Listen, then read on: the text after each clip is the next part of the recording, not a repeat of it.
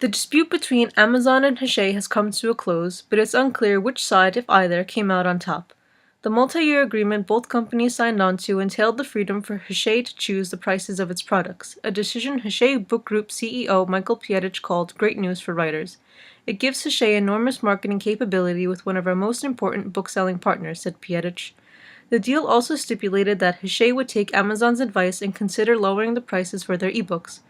Vice President of Kindle David Nagar said, "We are pleased with this new agreement as it includes specific financial incentives for Hachette to deliver lower prices, which we believe will be a great win for readers and authors alike." Furthermore, normal trading was to resume immediately. The deal seemed to satisfy both parties involved, but others are speculating as to whether the results can be seen as a victory for traditional publishers or just another step toward Amazon's domination of book publishing. Since the spring of this year, the retail giant and the Big Five publishing company have been embroiled in negotiations that caused bitterness on both sides. The conflict began when Amazon tried to make Hachette sell its ebooks with a general price cap of $9.99. Hachette fought to retain the right to set their own prices based on the interest they speculated the books could generate.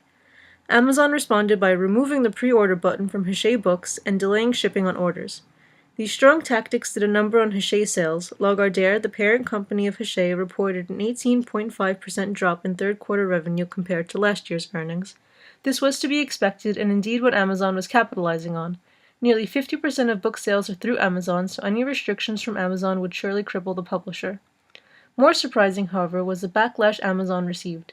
Book lovers strongly condemned Amazon's business tactics, decrying the way in which they trampled on the rights of authors. Many boycotted Amazon until they reached an agreement with Hachette, and some continued to boycott the retail giant still. Owing to this, perhaps, Amazon suffered a disappointing third-quarter revenue in media sales. Amazon reported only a 4.8% increase since last year, a dismal number in contrast to the 13.4% increase last quarter. In fact, these reports indicated the slowest growth in the category in more than 5 years.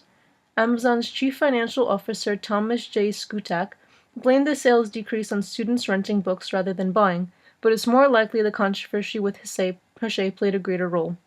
While it may be heartening to some, particularly those who boycotted, that a multi-billion-dollar business like Amazon could feel the effects of the common people's displeasure, the fact nonetheless remains that Amazon controls the greatest share of the booksellers' market.